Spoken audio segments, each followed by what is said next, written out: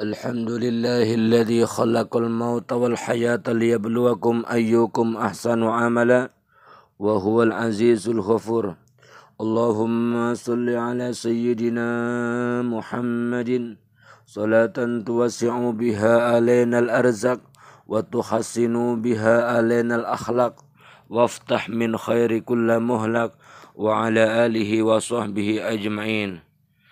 أما بعد فقد قال الله تعالى في كتابه الكريم وهو أصدق القائلين وقال أيضا إن الله وملائكته يصلون على النبي يا أيها الذين آمنوا صلوا عليه وسلموا تسليما. Alhamdulillah, berkat rahmat dan pertolongan Allah Subhanahu wa taala, pada malam hari ini kita bisa menghadiri majlis ilmu untuk mengetahui, memahami tentang cara beribadah kepada Allah, tentang cara menyikapi perbedaan pendapat agar kita mudah-mudahan diselamatkan oleh Allah dari kebencian, dari membenci satu sama yang lain. Tema kita pada malam hari ini menyikapi perbedaan pendapat di kalangan ulama.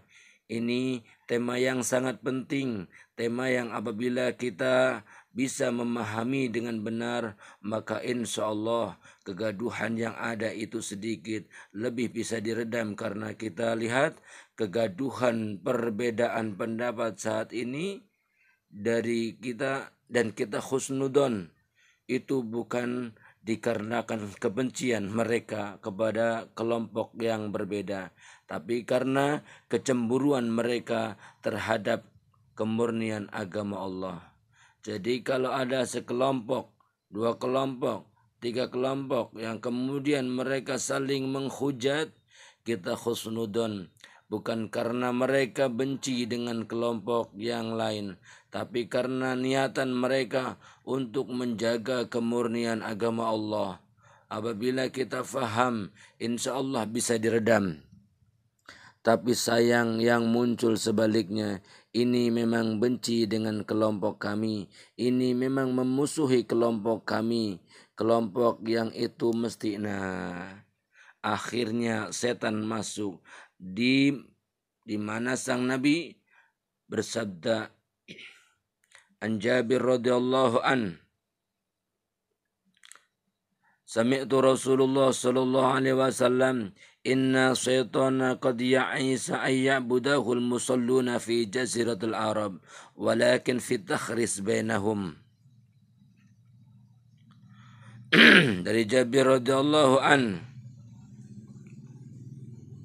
Rasulullah sallallahu alaihi wasallam bersabda, sesungguhnya setan sudah berputus asa untuk disembah oleh orang-orang yang di Jazirah Arab, oleh orang-orang yang sholat di Jazirah Arab, akan tetapi masih bisa berbuat adu domba.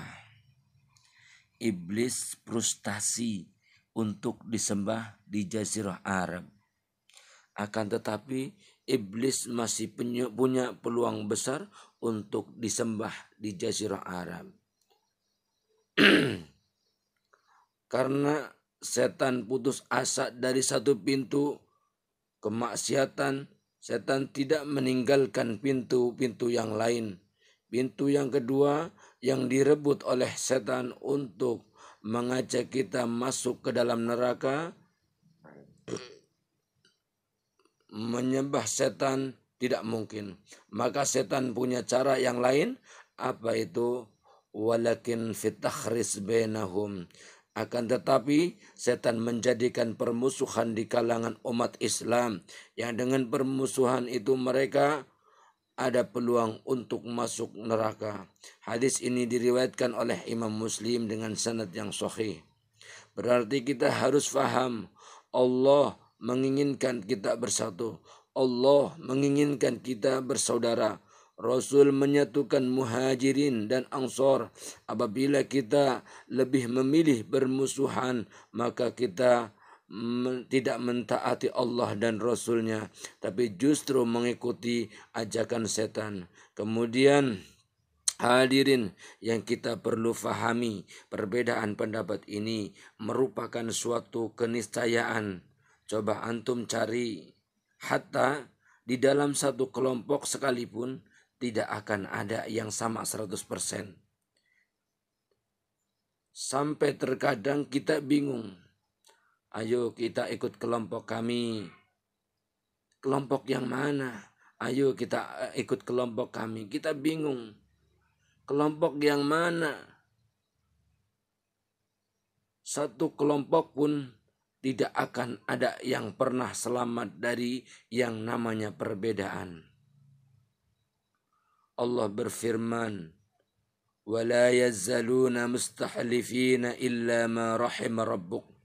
Dan mereka manusia tidak akan pernah berhenti dan berbedaan dari perbedaan pendapat, akan senantiasa berbeda pendapat kecuali orang-orang yang dirahmati oleh Allah Subhanahu wa taala.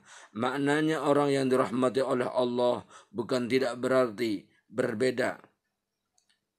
Bukan mereka tidak berbeda pendapat, tapi mereka mampu menyikapi perbedaan itu dengan benar atas rahmat dari Allah.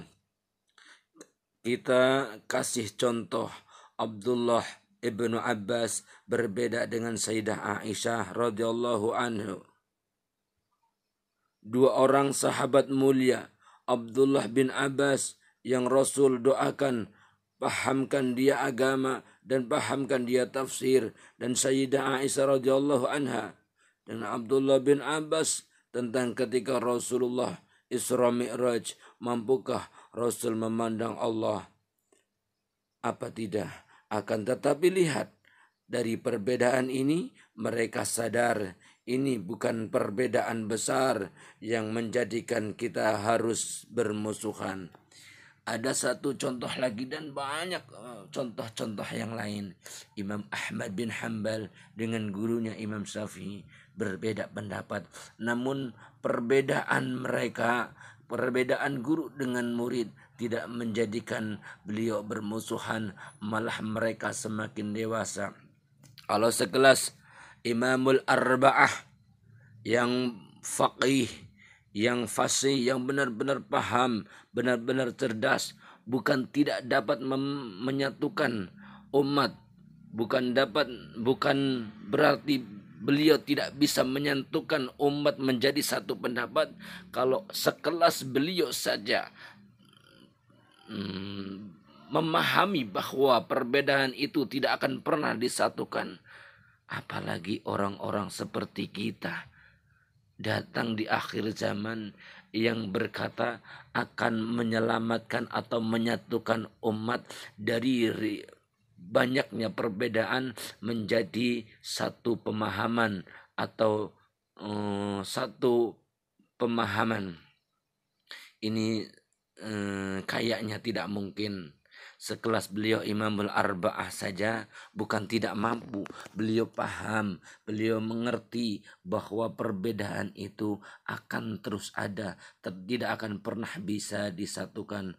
Oleh sebab itu, jangan kotori jiwa dan hati kita untuk membenci kelompok-kelompok yang lain.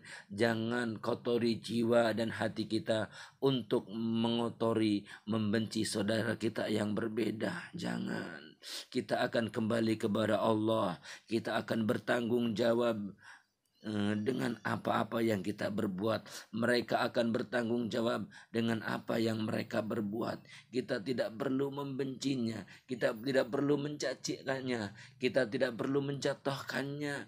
Kita akan menghadap kepada Allah dengan begitu banyaknya maksiat yang kita bawa, dengan begitu banyaknya permasalahan yang kita bawa di hadapan Allah, dengan berbagai macam dosa yang kita bawa di hadapan Allah. Apakah kita tidak akan malu kalau kita harus membenci saudara kita, kalau kita harus membenci teman-teman kita yang seharusnya mereka diberikan pemahaman atau pengetahuan. Tidak harus terbenci. Kita berbeda, kenapa harus membenci? Kita berbeda, kenapa kita harus mengotori jiwa dan hati kita? Membenci teman kita yang berbeda adalah dosa. Membenci saudara kita yang berbeda adalah dosa. Sanggupkah kita membawa dosa ketika kita membenci saudara sendiri, saudara seiman, saudara seakidah? Mereka yang berbeda bukan harus dibenci. Kita harus berlapang dada, berusaha berlapang dada dengan perbedaan tersebut agar kita mendapatkan rahmat dari Allah Subhanahu wa taala. Kita berusaha menyikapi perbedaan ini, jangan sampai ada di dalam hati kita membenci, mengotori jiwa kita, hati kita untuk membenci, menjatuhkan atau mencaci maki mereka yang berbeda. Tidak perlu. Inilah pentingnya memahami perbedaan pendapat. Inilah seharusnya kita memahami perbedaan pendapat yang mereka berbeda di hari raya Idul Fitri, yang mereka berbeda kunut atau tidak, yang mereka berbeda ketika sholat, baca Al-Fatihah, baca Bismillah atau tidak. Kita tidak perlu mempermasalahkan mereka yang berbeda, sudah mempunyai landasan masing-masing yang kita harus memahami, kita harus berlapang dada. Kalau Sayyidatina Aisyah dengan Ibnu Abbas bisa berbeda, kalau Imam Syafi'i dengan muridnya Imam Ahmad bisa berbeda, orang-orang besar seperti mereka bisa berbeda, itu kenapa? Kalau kita berbeda bermusuhan, sedangkan orang-orang besar, para sahabat Nabi yang berbeda, mereka tidak pernah bermusuhan. Imam Syafi'i dengan Imam Ahmad, mereka berbeda, tidak pernah bermusuhan. Kita harus mencontoh mereka. Kita boleh berbeda, tapi kita tidak perlu saling bermusuhan. Ini yang barangkali dapat saya sampaikan. Mudah-mudahan bermanfaat buat kita. Aqulu qouli hada wastaghfirullahal azim. Wassalamualaikum warahmatullahi wabarakatuh.